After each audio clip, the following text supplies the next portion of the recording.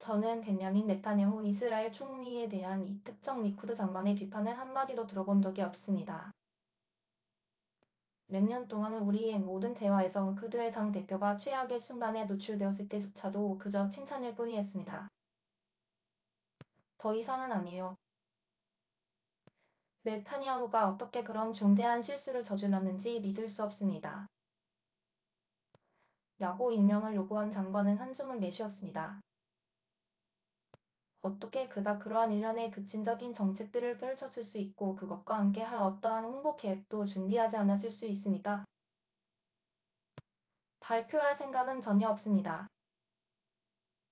그리고 이제 우리는 언론에서 십자가에 못 박히고 있고 많은 유권자들이 그것을 믿고 있습니다. 조금이라도 의심스러운 점이 있다면 장관은 그들이 정책 자체에 전적으로 동의한다고 장담했습니다. 이는 이스라엘 대법원을 약화시키고 정부의 책임을 물을 수 있는 권한을 제거하기 위한 일련의 법률에 해당합니다. 하지만 이렇게는 아닙니다. 기습적인 입법으로 4개의 법을 동시에 시행하고 대중들에게 그들의 필요성을 설득하려는 시도 없이 말입니다.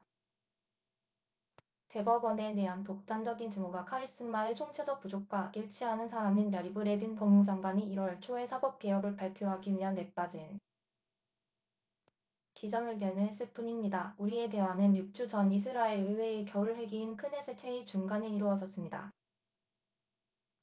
레빈은 세션이 끝날 때까지 4개의 법을 통과시키겠다고 약속했습니다. 그때쯤이면 이미 장관과 다른 고위 인사들에게 그들이 깊은 공경에 처해 있다는 것이 분명했습니다. 여론조사에 따르면 그 계획은 대다수의 이스라엘 국민들에게 깊은 인기를 끌지 못했습니다. 수십만 명의 사람들이 시위를 벌이며 거리로 모여들고 있었습니다. 고위 경제학자들은 그것이 이스라엘의 지식 기반과 수출 주도 경제에 심각한 타격을 줄 것이라고 예측했습니다. 고위 안보 책임자들은 그것이 군대 내에 깊은 불화를 야기할 것이라고 경고했습니다. 리쿠드의 몇몇 냉철한 인물들이 네타냐후에게 경고하려 했지만 그는 그들을 쫓아냈습니다. 마침내 이번 주 이스라엘이 네타냐후 자신의 국방장관과 법적 정책에 대해 공개적으로 결별하고 그 때문에 해고되었다. 노동조합과 고용주가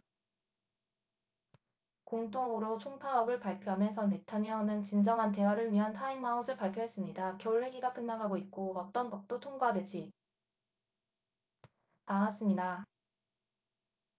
네타냐후의 새 정부는 현재 포기하는 것으로 보이는 정책으로 취임 첫 3개월을 낭비했습니다. 네타냐후 총리는 이제 대법원을 탄압하지 못하면 극우 정당과 초종교 정당의 급진적 연합 일부가 여전히 이탈하겠다고 위협하는 대자보아의 상황에서 스스로를 구해야 합니다. 하지만 지금쯤 그는 다음 국회에서 다시 한번 법안을 통과시키려 한다면 훨씬 더 많은 혼란을 초래할 것이라는 것을 알고 있습니다. 여론 조작의 달인인 네타냐후는 어떻게 그렇게 잘못 이해했을까요? 이스라엘 정치인 중 유일하게 6번의 선거에서 승리하고 야당이 황야에서 2번이나 돌아가는데 바로 작년 11월의 2번째였을까요? 왜 그는 일반적으로 비정치적인 기술 분야와 예비역 장교를 포함한 광범위한 이스라엘 대중의 격렬한 반발을 예상하지 못했습니까? 무엇이 그로 하여금 이스라엘의 취약한 민주주의에서 견제와 균형을 제거할 수 있는 법안이 순순히 받아들여질 것이라고 가정하게 했을까? 그의 확고한 지지자들은 설명하기 위해 고군분투하고 있습니다. 리쿠드의 한 고위 정치인은 그의 잠정을 통해 총리의 근시안적인 태도를 용서하려고 했습니다. 네타냐후 총리는 자신의 임무가 이스라엘의 큰 문제들을 돌보는 것이라고 생각합니다. 그는 항상 안보 외교 경제에 집중해 왔습니다. 헌법 문제는 그에게 결코 중요하게 보이지 않았습니다. 라고 그 정치인이 제게 말했습니다. 설명도 마찬가지입니다. 만약 그가 재정 프로그램이나 평화 계획을 대중에게 팔아야 한다면 그는 열정을 가지고 그리고 매우 상세하게 그렇게 할 수 있을 것입니다.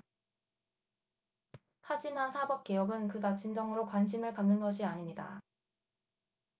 그는 크네셋을 통과하는 것이 기술적인 것이라고 가정했습니다. 라고 그들은 덧붙였습니다. 모든 것이 말이 되지만 왜 그렇게 많은 정치적 자금을 그 계획에 투자합니까? 연합 크네세트 회원은 네타냐후는 그의 경력 대부분을 사법부를 존중했고 우파의 나머지가 점점 더 반대법원이 되었을 때도 그들과 맞서야 할 필요성을 느끼지 않았습니다. 라고 말했습니다. 그것은 그가 스스로 기소되고 그 결과 4번의 선고에서 연속적으로 실패하고 결국 공직에서 쫓겨난 최근에야 바뀌었습니다. 이제 그는 복수심을 가지고 돌아왔고 그는 과거에 그가 굴복했던 그의 동맹들이 대법원에 전면적으로 반대하도록 허용했습니다. 라고 그들은 덧붙였습니다. 저는 개혁에 찬성하지만 네타냐후는 그가 승인하기 전에 이것을 끝까지 생각하지 못했습니다. 사법부에 대한 그의 개인적인 분노는 그가 모든 사건에 대한 정상적인 주의와 사전 계획을 포기하도록 만들었습니다. 라고 연합 회원은 말했습니다. 여전히 네타냐후와 그의 정책을 지지하는 이 두 정치인이 말하는 것에는 약간의 진실이 있다고 생각합니다.